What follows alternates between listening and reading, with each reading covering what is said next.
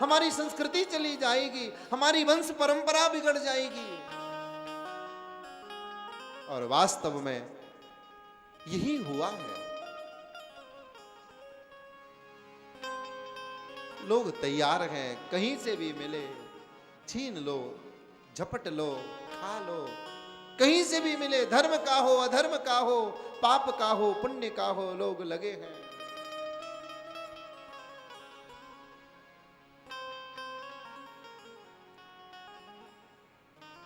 लेकिन धन धर्म का आवे, मेहनत का आवे, पुरुषार्थ का आवे, उसमें से आप 1 रुपया भी अगर दान करते हो ना, तो वो मेरे नंद नंदन गोविंद को तृप्त कर दिया करता है, संतुष्ट कर दिया करता है। उसे और कुछ नहीं चाहिए, उसे संसार के सारे धन से रिझाया नहीं जा सकता। उसे धन नहीं चाहिए। अरे तुम उसे चढ़ा रहे हो रुपए, तुम उसे पैसे चढ़ा रहे हो, तुम नोटों की माला अर्पण कर रहे हो। तुम्हारे नोटों की माला से नारायण प्रसन्न होने वाले नहीं है। वो तो एक भाव के, प्रेम के तुलसी दल पर बिक जाते हैं। वो तो एक भाव और प्रेम के तुलसी दल पर मोहित हो जाते हैं। उन्हें और चाहिए क्या? एक बार सब प्रेम से कहिए श्री राधे। लेकिन आज हालत देखिए, आज तो सब कुछ बिकाऊ हो गया, सब कुछ बिक रहा है, खुलेआम बिक रहा है।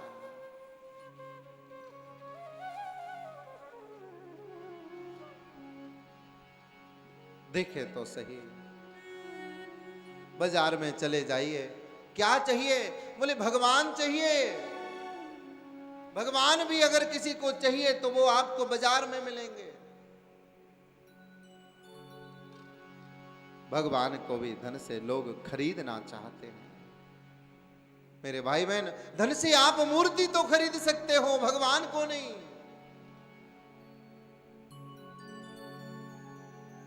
कैसी हालत हो गई है। संत बड़ी सुंदर बात है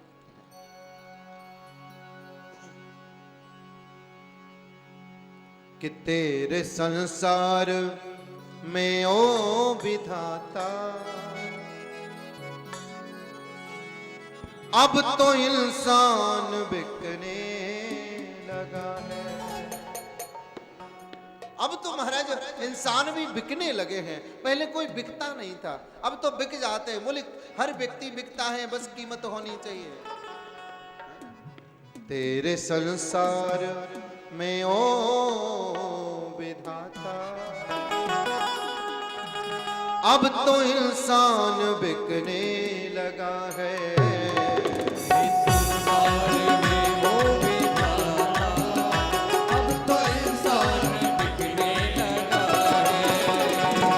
संसार में ओ विधाता,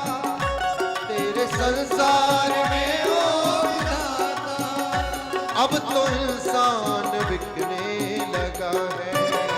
अब तो इंसान बिकने लगा है। तेरे संसार में ओ विधाता, अब तो इंसान बिकने लगा है।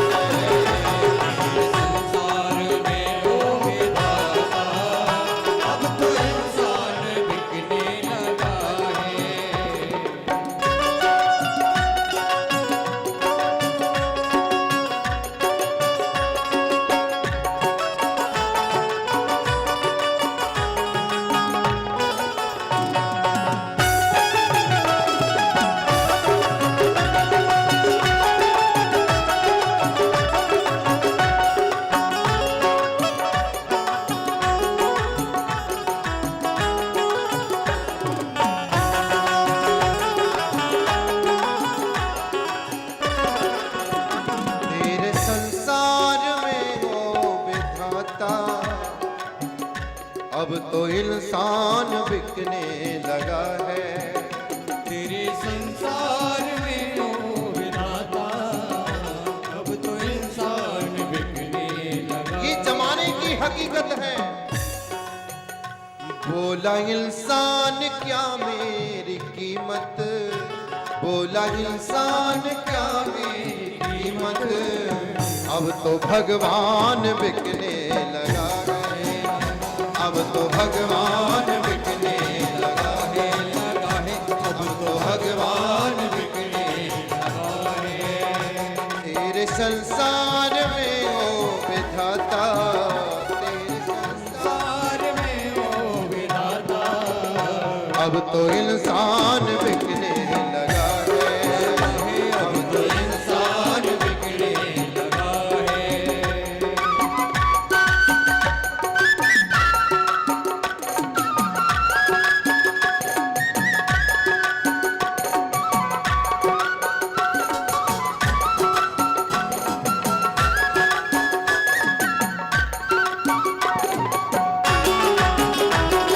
श्री बांके बिहारी लाल की।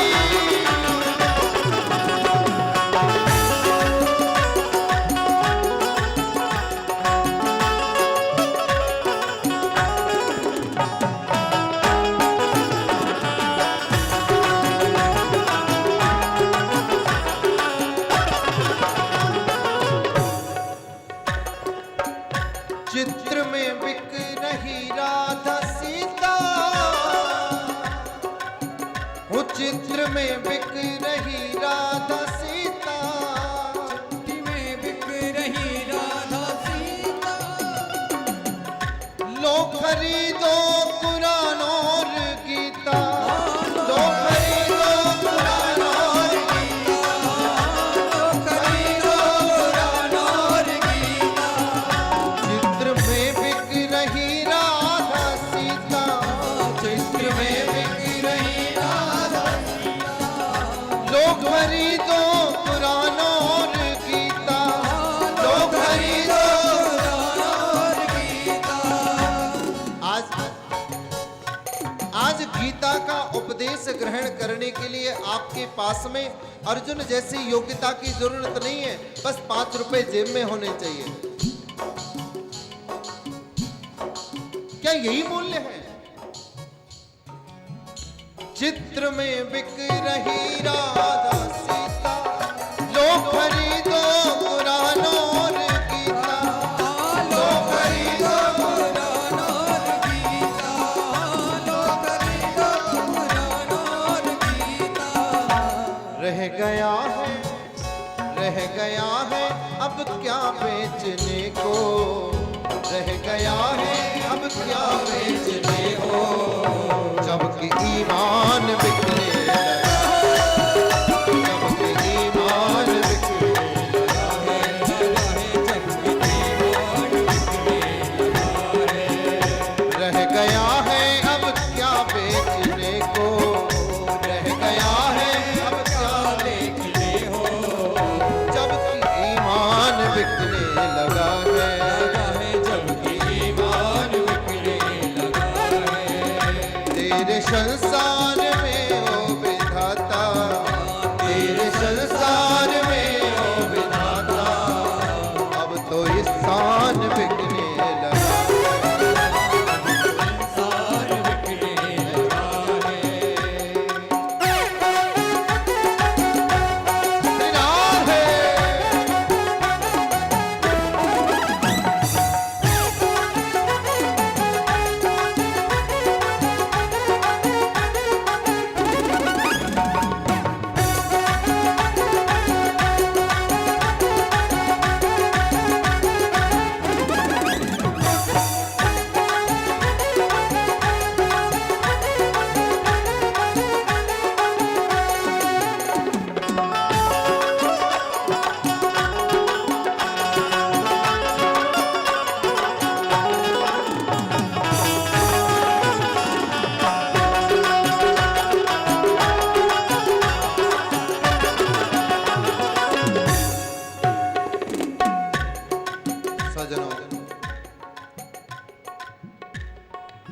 ये बहुत बड़ी शर्म की बात है। आज सब कुछ बिकाऊ हो गया, लोगों ने अपने ईमान को बेच डाला, इंसानियत को बेच डाला। लेकिन आज भी ऐसे महापुरुष हैं, आज भी ऐसे धर्मात्मा हैं, आज भी ऐसे लोग हैं जिनकी बदौलत ये धरा टिकी है। वरना आग लगी आकाश में, झर झर गिरत अंगार, और संत न होते जगत में, तो जर जातो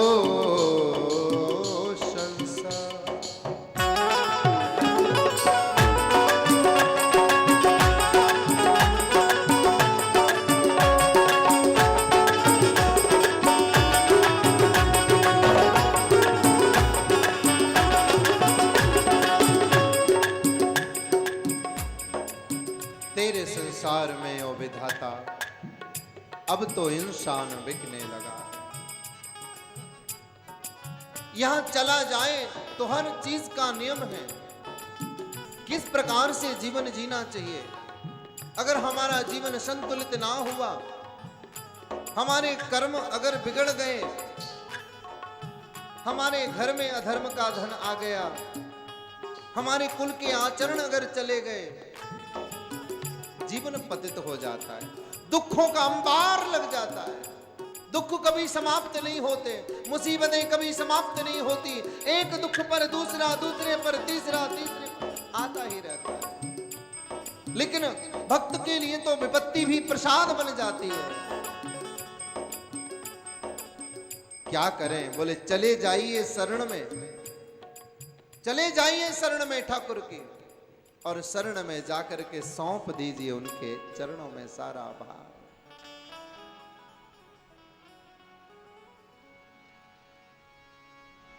कि अब सौंप दिया इस जीवन का सब भार तुम्हारे हाथों में। गोपाल, बहुत पतित हूं मैं, बहुत निकृष्ट हूं मैं, न जाने किए कितने अपराध क्या क्या, कहीं ये जमीन आसमां हिल न जाए। मैंने बहुत अपराध किए हैं, लेकिन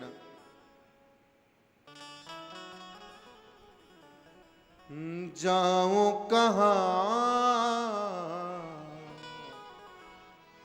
तजे चरण तुम्हारे, कि जाऊं कहां तजे चरण तुम्हारे। कहां जाऊंगा आपके चरणों को छोड़ करके? मेरे लिए कोई और द्वार भी तो नहीं है नाथ। कि काको नाम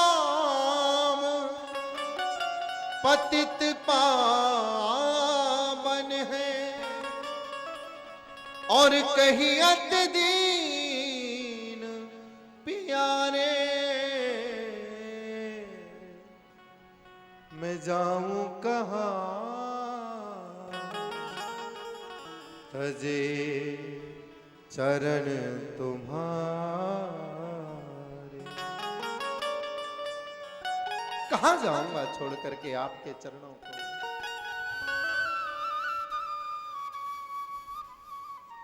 अब तेरी शरण में आ गया।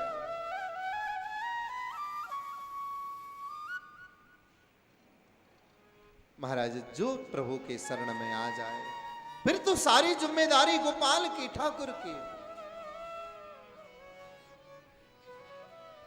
जब प्रण कर लिया पितामह भीष्म ने, कल के युद्ध में, कल के महायुद्ध में, या तो मैं अर्जुन को मार डालूंगा, वरना मैं अपने आप को नष्ट कर लूंगा।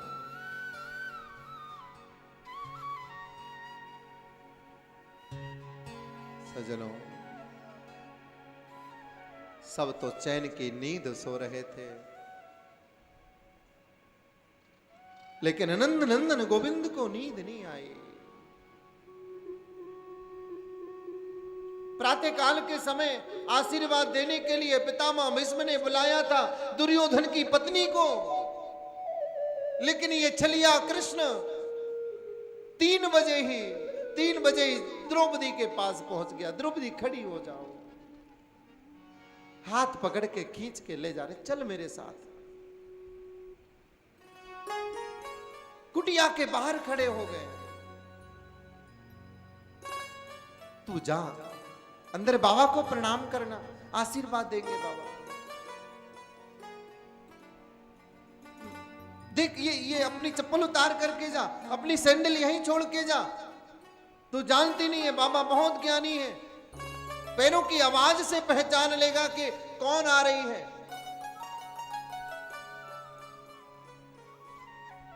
पैरों की चरण पादुकाएं उतारवा ले, अंदर भेज दिया। पट पीतांबर में उन चरण पादुकाओं को लेकर के भी वो गिरधर गोपाल कोने में खड़े हो गए, कोई देख न ले। शीश पर पटका डाला, घूंघट लगा लिया, अंदर द्रौपदी ने प्रणाम किया और पितामह भीष्म ने आशीर्वाद दिया। सदा सौभाग्यवती भव। द्रौपदी से रहा नहीं गया, बोल पड़ी, बाबा कल की प्रतिज्ञा पूरी करोगे या आज का आशीर्वाद पूरा करोगे? अरे कल आपने मेरे पति को मारने की सौगंध खाई और आज सदा सौभाग्यवती रहने का आशीर्वाद दे दिया। पितामह भीष्म चिंतित हो गए, उठ खड़े हुए। महाराज उनके आश्चर्य का ठिकाना नहीं रहा, ये कर क्या दिया मैंने? द्रौपदी तू यहां क्या कर रही है? इतनी रात को तुझे कौन लेके आया यहां?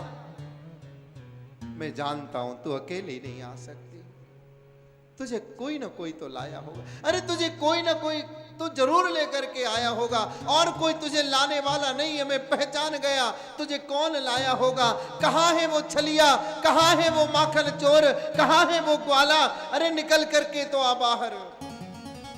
पितामह भीष्म बाहर निकल करके आए, कोने में नंदलाल खड़े हैं, पट पीताम्बर का घूंघट लगाए हुए। पहचान लिया महाराज, हाथ पकड़ लिया, पीताम्बर का घूंघट लगाता घूंघट पकड़ के खींच डाला। पीताम्बर खींचा तो जो भगवान ने पीताम्बर में द्रौपदी की चरण पादुकाएं लपेट करके बगल में बंद कर रखी थी, नीचे गिर गई। आंखों में आंसू भर आए पितामह भीष्म के, आंखों में आंसू भर आए, आंखों में अश्रु बिंदु लेकर के द्रौपदी से कहा, रे द्रौपदी किस बात की चिंता करती है तू? अरे द्रौपदी तेरे चरण पादुकाओं की रक्षा तीनों लोगों का नाथ करता है, तो तेरे पतियों का बाल भी बांका भला बता कौन कर सकता है?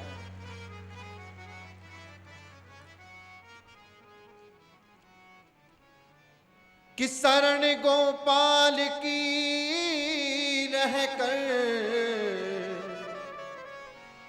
तुझे किस बात की चिंता? किस बात की चिंता है? तू शरण में है ठाकुर के, अब सब कुछ संभालने वाले ये हैं। और सच में द्रौपदी के तो आंखें खुल गई। वाह नाथ, तूने इतनी कृपा करी। हम तो सोचते थे पता नहीं कभी कृपा मिलेगी भी या नहीं, पर तेरी ऐसी महत और अनुकंपा और कृपा से ऐसे अभिभूत हो गए हम, हमारे तो जीवन ही धन्य हो गया। हे सावरिया सरकार, जीवन में और कुछ नहीं चाहा, बस इतना ही चाहा है कि आप हमारे बन जाओ, हम आपके बन जाएं।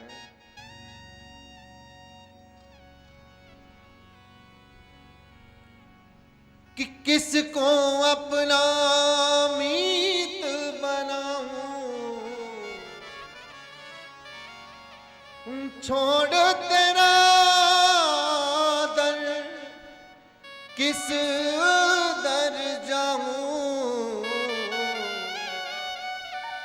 कहां जाऊं तेरा दर छोड़ करके।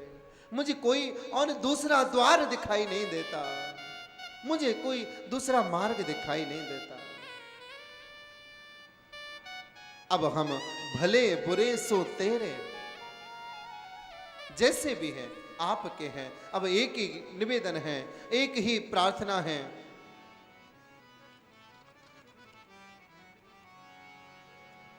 कि तुम अपना लो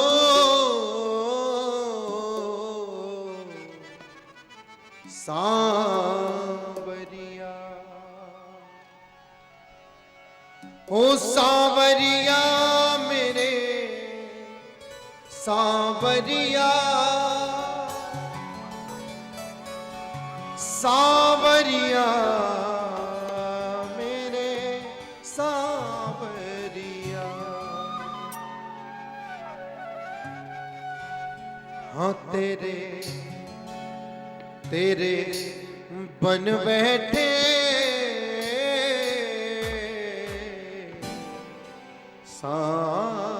सांवरिया।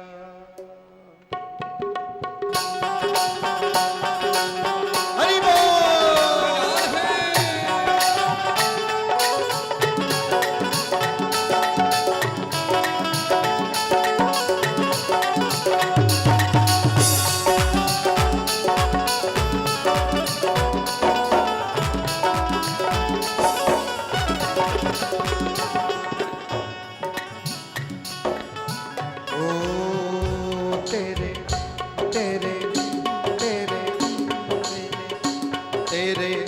बन बैठे सांवरिया, तेरे बन बैठे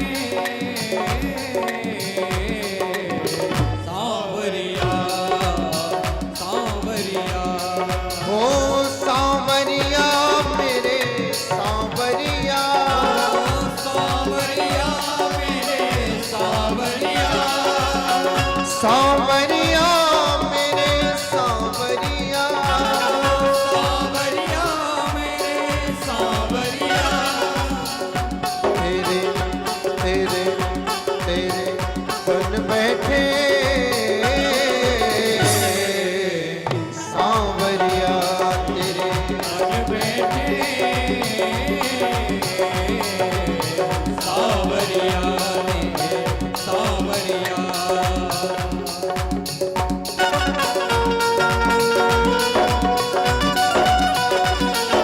आपसे नहीं मेरा है।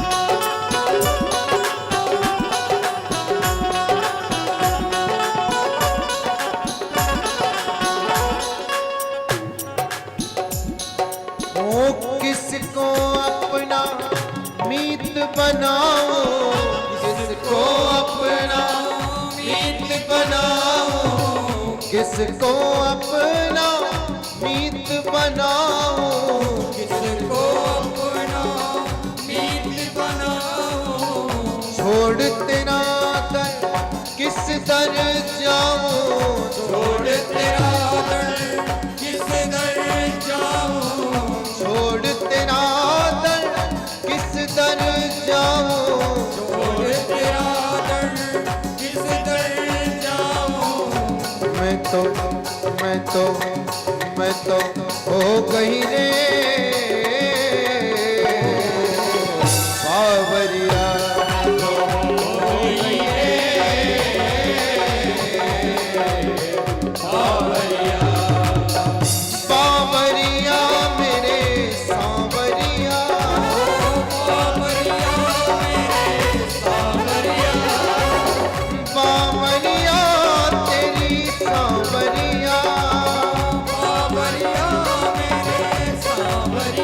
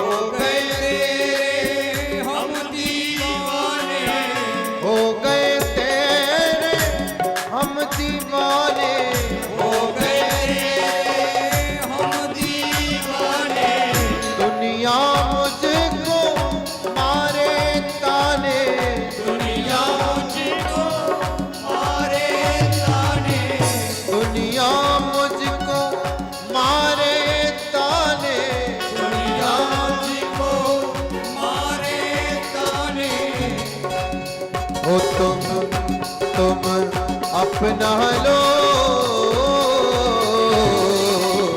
सांवरिया तुम अपना लो सांवरिया। ओ सांवरिया मेरे सांवरिया, सांवरिया मेरे सांवरिया, सांवरिया मेरे सांवरिया। सांवरिया मेरे सांवरिया, तेरे बन बैठे सांवरिया। तेरे मन बैठे बांके बिहारी लाल की।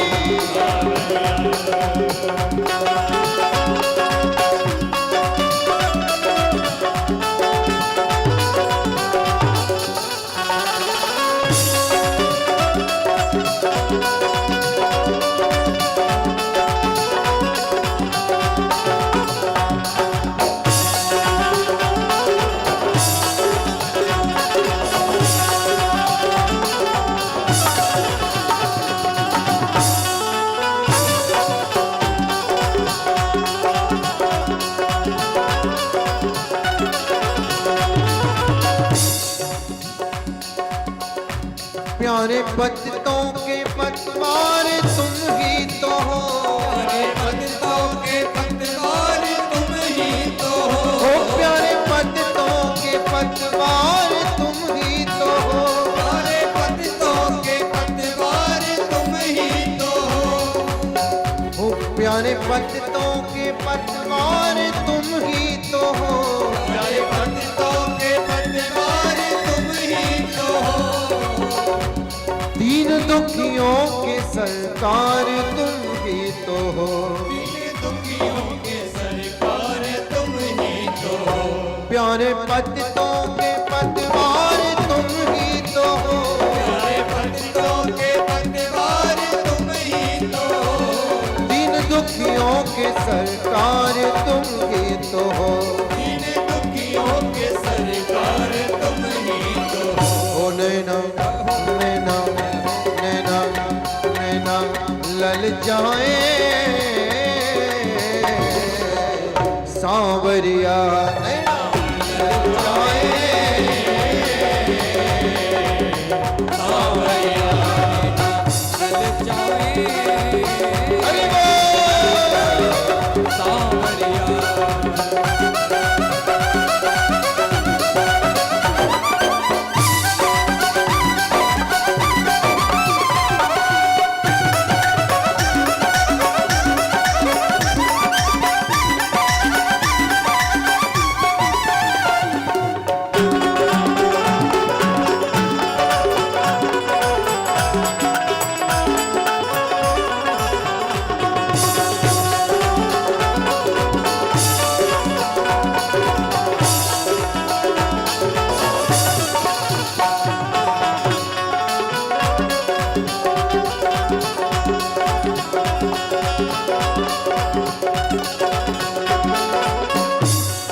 और देखिए कौन कौन कहता है कि तेरे बन बैठे सांवरिया। जो सांवरिया के वास्तव में बन बैठे हैं ना, वो हाथ खड़े करिए और हाथ उठा करके कहिए, ओ तेरे बन बैठे हरि बोल।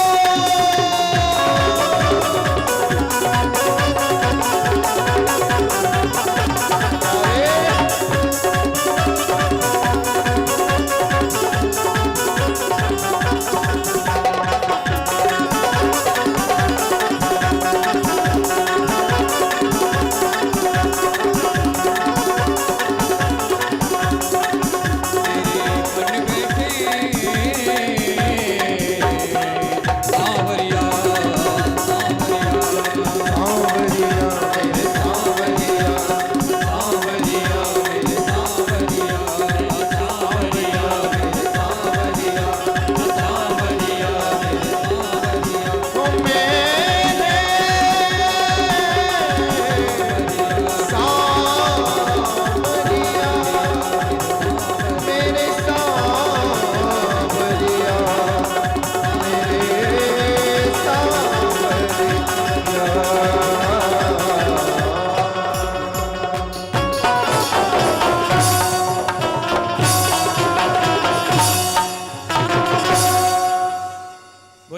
बंसी वारे की, बोलो कनुआ कारे की, बोलिए जय जय श्री। देखिए हम ब्रजवासी हैं, हम अपने कन्हैया को कान्हा कह लें, कालिया कह लें, कनुआ कह लें, हमें ये अधिकार प्राप्त है, उस कृष्ण ने दिया है, वो हमारा सखा है। हम ब्रजवासियों के सौभाग्य प्राप्त है कि हम उन्हें सखा भाव में पूछते हैं। कहीं ब्रह्मा आदि भी उनके दर्शन के लिए तरसते हैं और कहीं गोपियाँ थोड़े से मक्खन के पीछे उसे पीछे पीछे घुमाती हैं। ये उस कन्हैया का चमत्कार है। सारी दुनिया में लोग ब्रज को यूं ही नहीं मानते हैं, जो दुनिया को नचाता है ब्रजवासी उसे नचाने का हुनर जानते हैं। ये ब्रज है, बोलिएगा श्री राधे। और इस ब्रज धाम की कृपा जब प्राप्त होती है तो बहुत लोगों को पुण्य प्राप्त होता है। वो ऊपर वाला सबको देखता है, कौन अच्छा काम कर रहा है, कौन बुरा काम कर रहा है। कई लोगों ने अच्छा काम किया धर्म के काम में।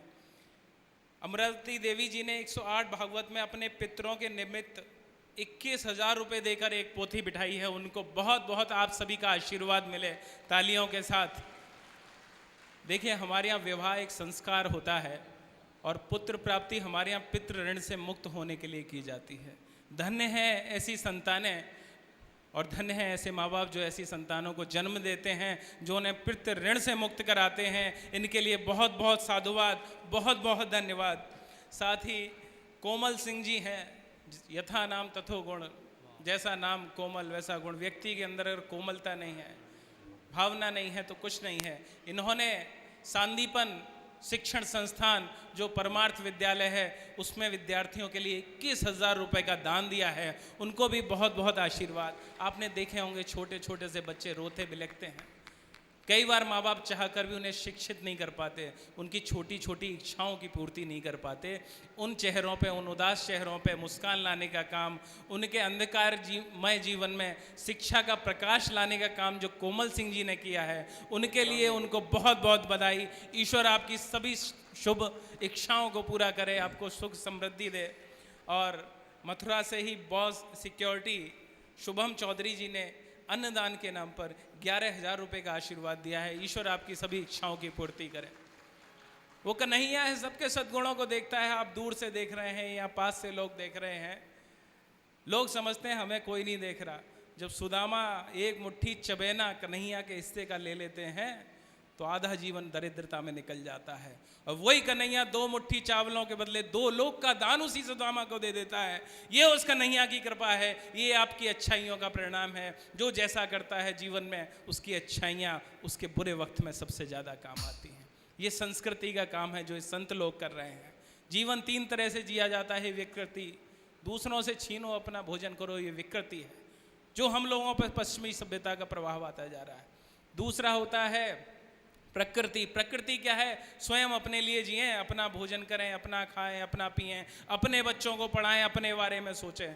और तीसरा है संस्कृति, वसुधैव कुटुंबकम। अपने बारे में बाद में सोचें, पहले दूसरों को भोजन कराएं, पहले दूसरे का पेट भरें, बाद में स्वयं अपने बारे में सोचें, पहले दूसरे के बच्चे का सोचें। और यही विकृति से संस्कृति तक ले जाने का कार्य हमारे परम पूज्य गुरुजी यहाँ पर कर रहे हैं, सांदीपन शिक्षण संस्थान के माध्यम से। आइए पुनः चलते हैं गुरुजी की मधुर वाणी से श्रीमद् भगवत महापुराण के कथा के सुधा अमृत के पान के लिए। बोलिए जय जय श्री।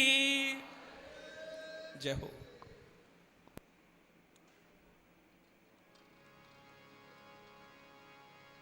प्रेम से कहिए श्री राधे।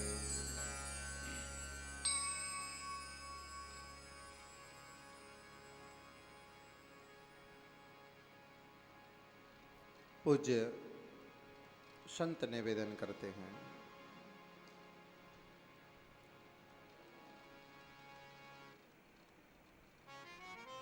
भगवत कृपा परिवर्षित होती है जीव के ऊपर।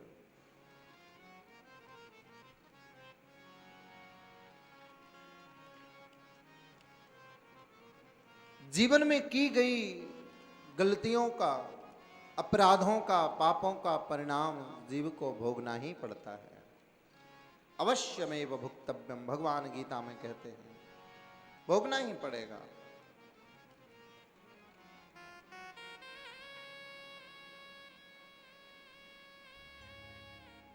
अपराध बन गया महाराज परीक्षित से।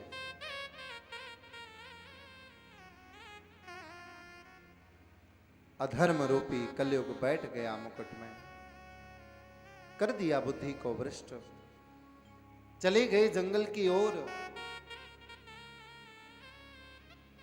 कलिकाल की कलुषित भावनाओं ने अपमान करा दिया एक संत का।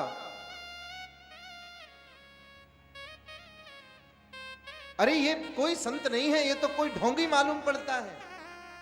देखो कैसा बैठा है, मैंने इससे इतनी बार जल मांगा, इसने मुझे जल भी नहीं दिया।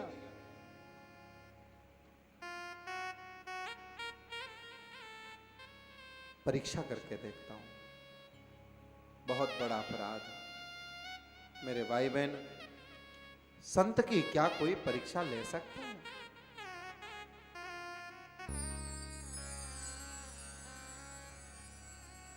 और परीक्षित ने परीक्षा लेने का प्रयास किया। जीवन की सबसे बड़ी गलती, मरा हुआ सर्प उठा करके संत के गले में डाल दिया। ऐसे ही आंख बंद करके बैठा है नकली समाधि में। चले गए। महात्मा तो आनंद में बैठे थे। और संतों का स्वभाव, संत तो धर्म के मार्ग पर स्वयं चलते हैं, दूसरों को चलने का उपदेश देते हैं। इतने जल्दी क्रोध नहीं करते, इतनी जल्दी गुस्सा नहीं करते। और संत अगर क्रोध भी करेगा तो उनके क्रोध में भी जगत कल्याण की भावना निहित रहती है।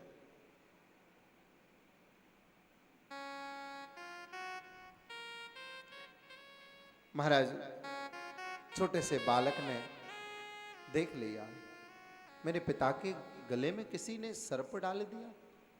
छोटे छोटे बच्चों ने जाकर के उसे सूचना दी। स्नान कर रहा था वो नदी में। अरे देख भैया, तेरे पिता के गले में कोई मरा हुआ सांप डाल के चला गया, देख तो सही, तेरे पिता तो समाधि में है। पिता के गले से वो मरा हुआ सर्प निकाला, क्रोध में भर गया, हाथ में जल ले लिया।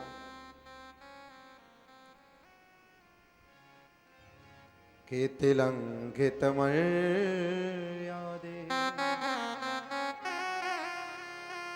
तच्छके सप्तमे हनि। श्राप दे दिया। जिसने भी मर्यादा का उल्लंघन किया है, एक संत का अपमान किया है, मैं श्राप देता हूं। आज से 7 दिन बाद उसे इसी नाग का पूर्व तक्षक नाग डस लेगा, उसकी मृत्यु हो जाएगी। सजनों, ये अच्छा हुआ या बुरा?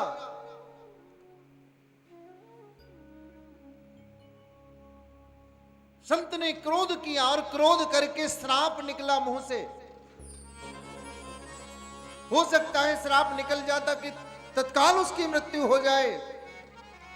वचन नहीं निकला कि तत्काल मर जाए, वचन नहीं निकला कि 5 दिन बाद मर जाए।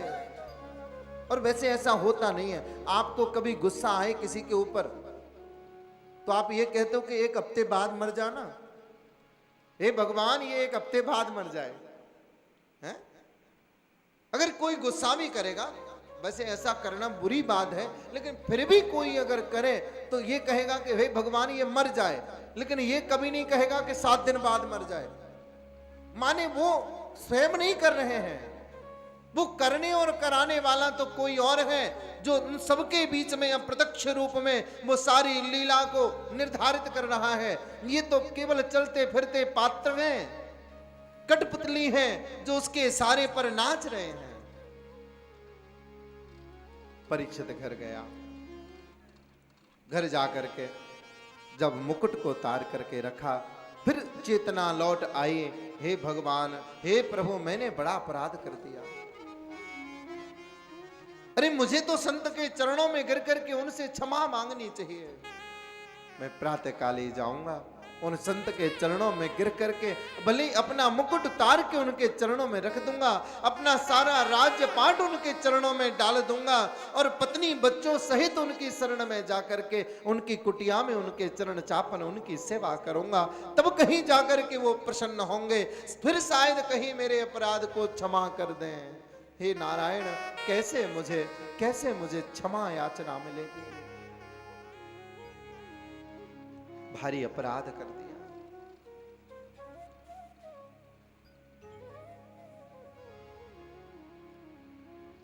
महात्मा की समाधि खुली, पता लगा किसी ने मेरे गले में सर्प डाल दिया था और पुत्र ने उसे श्राप दे दिया है। पुत्र को बुलाया, पुत्र तुमने अच्छा नहीं किया। तुम जानते हो वो भारतवर्ष के बड़ी ही धर्मात्मा राजा हैं। पुत्र, हम इस जंगल में निडर होकर के भजन करते हैं,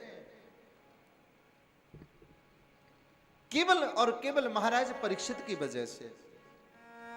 उनके राज्य में हम रहते हैं, वही हमारे अन्नदाता हैं, वही हमारा भरण पोषण करते हैं, हमारी रक्षा करते हैं। राजा भगवत स्वरूप होता है, भगवान का स्वरूप होता है। पुत्र, तुमने ठीक नहीं किया। मैं अपने संपूर्ण जीवन की तपस्या के फल को भी लगा करके अगर चाहूं कि मैं अपने पुत्र के वचन को व्यर्थ कर दूं तो भी नहीं कर सकता, क्योंकि महाराज ये वाणी का जो तीर है, एक बार जुबान से निकल गया फिर वापस नहीं आता मेरे भाई बहन। अरे भैया, शिष्यों को बुलाया, अरे भैया कोई जाओ, जाकर के परीक्षित को सुनाओ कि उसे श्राप लगा है, अगर अपनी मुक्ति का कोई उपाय कर सकता है तो कर ले। मैं छोटे छोटे शिष्य, महाराज अभी अभी परीक्षित विश्राम करने जा रहे थे, तभी छोटे छोटे शिष्य पहुंच गए और शिष्यों ने जाकर के कहा, महाराज आपको श्राप लगा है, आप 7 दिन बाद आप तक्षक नाग के डसने से आप मर जाओगे, आपकी मृत्यु हो जाएगी। सज्जनों, आश्चर्य की बात है, परीक्षित को दुख नहीं हुआ। बहुत अच्छा किया हे ब्राह्मण कुमार, बहुत अच्छा किया मुझे श्राप दे करके, मैं इसी लायक हूं, मैंने अपमान किया था संत का, मुझे दंड तो मिलना ही चाहिए।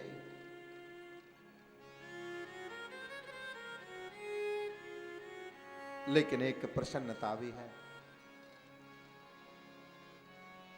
श्राप देने में भी उन्होंने मुझे कितनी दया दिखाई कि तत्काल मरने का श्राप नहीं दिया, 7 दिन बाद मरूंगा ऐसा श्राप दिया। रात्रि में ही संन्यास ग्रहण कर लिया, मन से ही संन्यास ले लिया, सब कुछ छोड़ दिया। प्रातः काल होते ही महाराज पुत्र को, जन्मेजय को गद्दी पर बिठा करके निकल गए घर से, पहुंच गए गंगा के किनारे।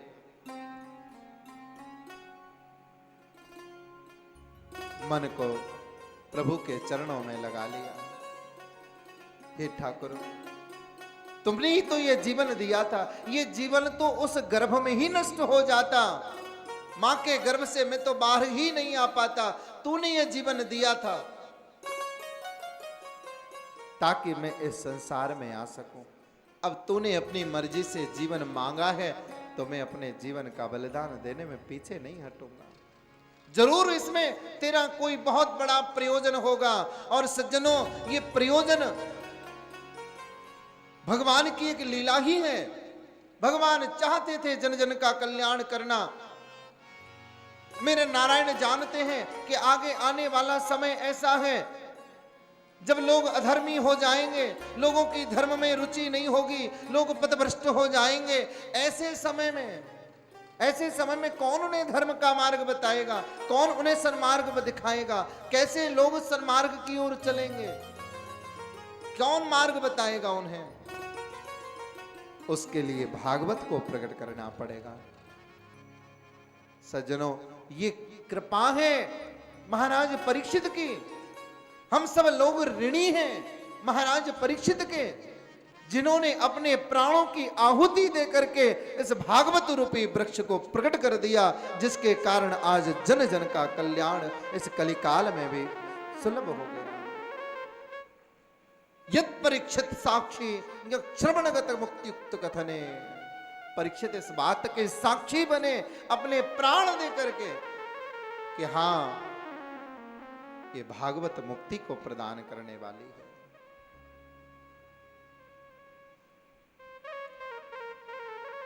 प्यारे प्रभु प्रेमियों, सब लोग चिंता में हैं। इतने धर्मात्मा राजा को श्राप लग गया। ऋषि मुनि महात्मा बड़े बड़े संत सब आ गए, सब विचार कर रहे हैं, लेकिन कोई भी मुक्ति का उपाय नहीं ढूंढ सका। बड़े बड़े ऋषि मुनि महात्मा, सप्त ऋषि मंडल इकट्ठा हो गया वहां। महाराज पराशर जी बड़े कातर दृष्टि से वेद व्यास जी की ओर देख रहे हैं। अरे वेद व्यास, तूने तो इतने इतने पुराणों की रचना कर दी, क्या कोई उपाय नहीं मिला तुझे 7 दिन में मुक्ति मिल जाए? ऐसा कोई उपाय तेरी नजर में नहीं है? वेद व्यास कहते महाराज क्षमा करना, ऐसा उपाय मेरी नजर में नहीं आया। अरे भैया, अरे संतों, अरे भक्तों, तुम्हारी नजर में कोई उपाय हो तो बताओ। सब मौन हो गए, सब दुखी हो गए, कोई उपाय नहीं है, कैसे मुक्ति मिले, कैसे मुक्ति मिले? सब निराश हो गए। और जब चारों ओर से निराशा हो जाए, चारों ओर से निराशा फैल जाए, तब कोई संत जीवन में आशा की किरण लेकर के आता है। और उसी समय उस मां भगवती गंगा के किनारे कि तत्राययो षोडश वार्षिकस्तदा, उसी समय देखा सामने से महाराज उत्तोलित बाहु होकर के मन ही मन आनंद में मग्न होकर के श्री राधे श्री राधे श्री राधे पारम पावन नामों का उच्चारण करते हुए चले आ रहे हैं कि तत्रा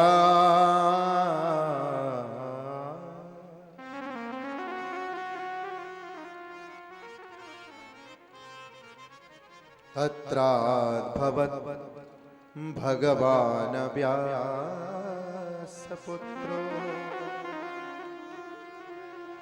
यद्रक्षया गामडमानो नपेक्ष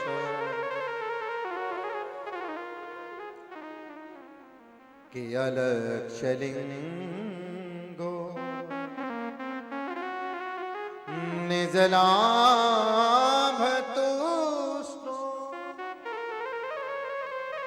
व्रतश्च मालये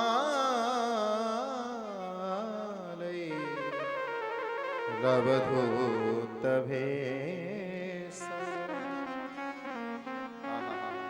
उत्तोलित बाहु, मग्न, संसार से विलग, संसार की कोई सुधि नहीं, संसार का कोई ज्ञान ही नहीं है। चले आ रहे हैं अपनी मस्ती में झूमते।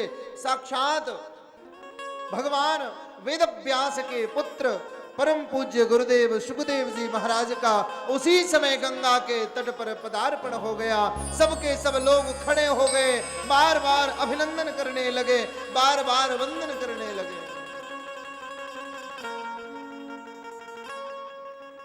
सबने स्वागत किया, आसन दिया परीक्षित ने।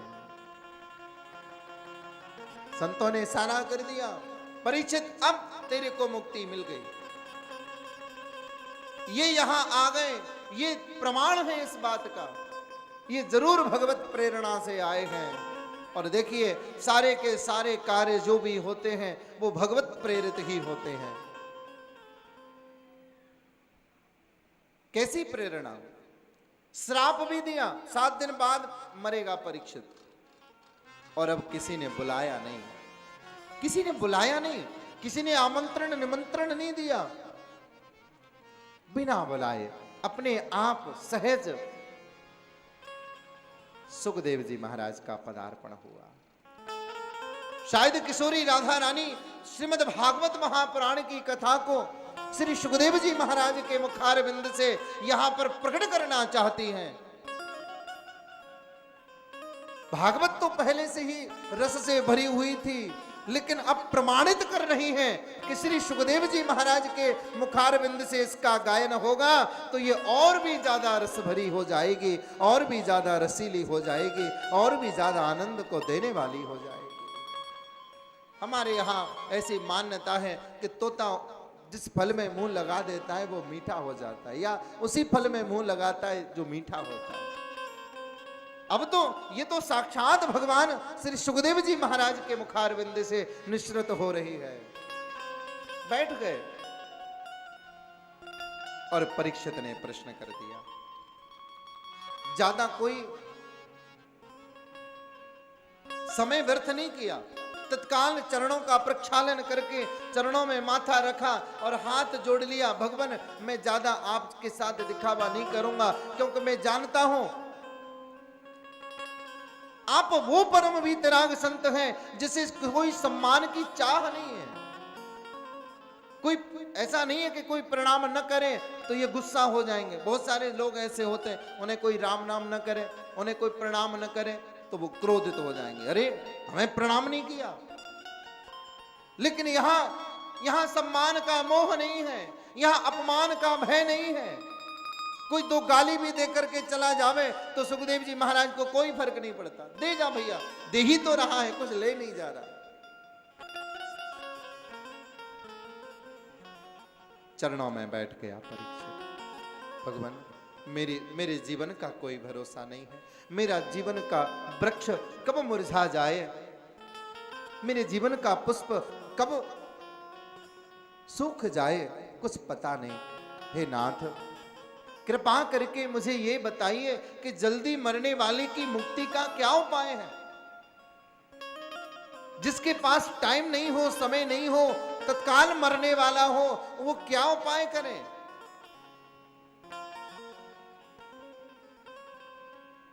श्री सुखदेव जी महाराज मुस्कुराए। परीक्षित, कि वरियाने सते प्रश्न क्रतो लोकहितो नृपा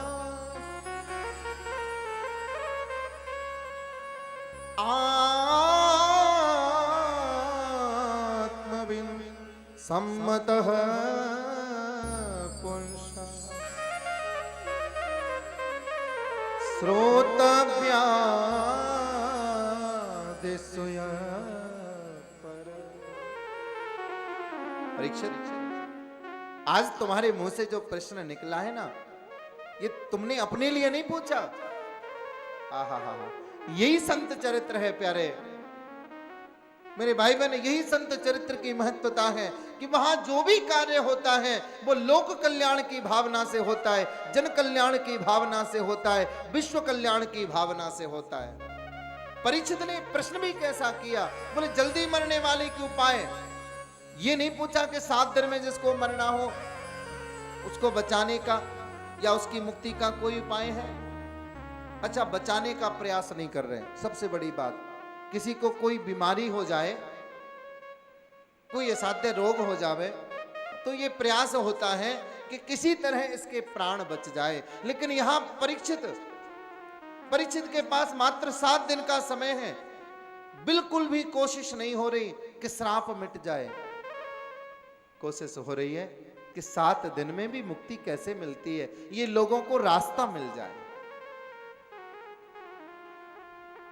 ये श्राप केवल परीक्षित को नहीं लगा, ये श्राप तो संसार में हर व्यक्ति को लगा है।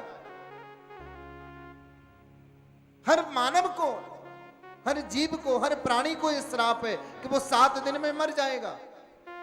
भैया, इन 7 दिनों में मुक्ति का उपाय ढूंढ लो। दिन तो मेरे भाई बहन 7 ही होते हैं, 8 दिन नहीं होते। सोमवार, मंगलवार, बुधवार, गुरुवार, 7 ही दिन होते हैं। और इन 7 दिनों में ही हम जन्म लेते हैं और 7 दिनों में ही मर जाते हैं। तात्पर्य, इन 7 दिनों को जिसने पावन बना लिया उसका पूरा का पूरा जीवन ही पावन बन जाया करता है। धन्य बनाना है इन 7 दिनों को। चाहे जीवन का सोमवार हो, चाहे जीवन का मंगलवार हो, जीवन का वार कोई भी हो, लेकिन हर वार में केवल और केवल नंद का कुमार होना चाहिए, केवल नंद का कुमार होना चाहिए।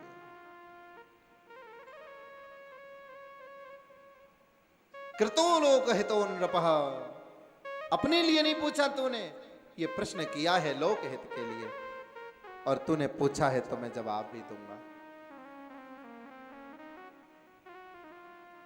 कि जिता सनो जित श्वास जित संगो जितेंद्रिय।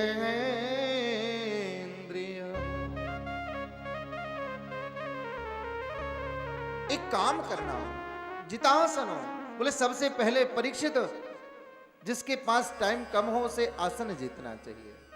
देखिए उल्टा उपाय बता रहे हैं, मार्ग बड़ा कठिन बता रहे हैं। जिसके पास 7 दिन हो वो 7 दिन में क्या आसन जीत सकता है? 7 दिन में हम आसन जीत सकते हैं? नहीं जीत सकते। जितासनो जित श्वास, परीक्षित श्वास पर विजय प्राप्त करे, पूरक रेचक कुंभक करे, प्राणायाम करे।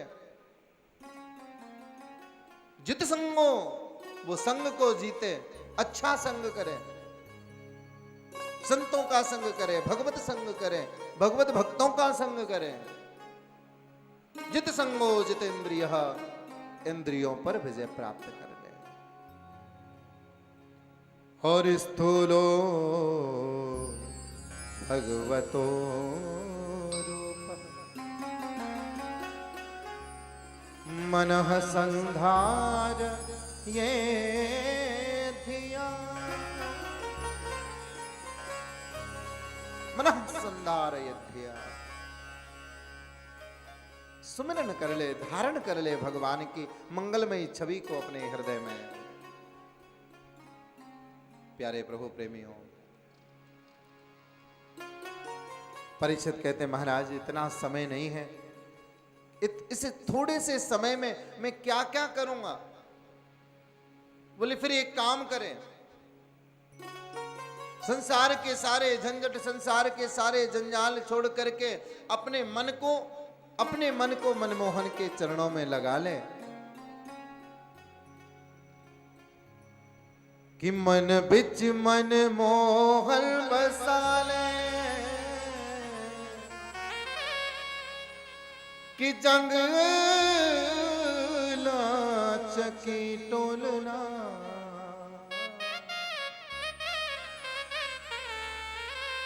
एक ही काम है, अब अपने मन में मनमोहन को बसा लो। जंगलों में डोलने से भगवान नहीं मिलेंगे भैया।